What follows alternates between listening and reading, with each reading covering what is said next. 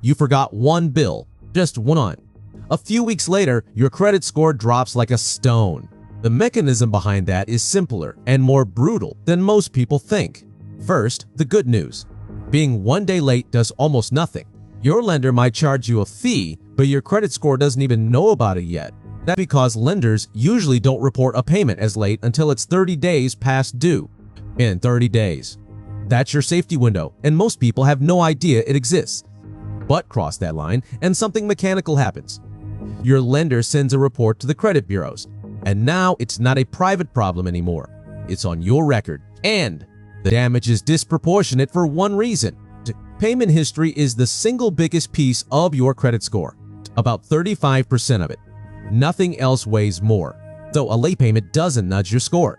It hits the part of the machine that matters most. And then comes the part nobody warned you about. That single late payment can stay on your credit report for up to 7 years.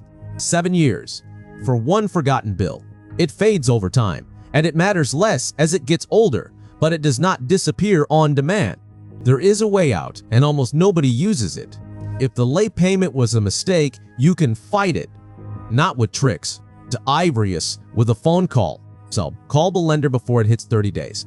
Pay it and ask them not to report it. They are not required to say yes, but if you have been reliable, they often do. And if the mark is simply wrong, the law is on your side. You have the right to dispute inaccurate information on your credit report. Wrong information gets removed. One last thing, because it's the other half of your score. About 30% comes from how much of your available credit you're using. Keep that low, and it quietly repairs everything else. One late payment is survivable. 30 days is your real deadline.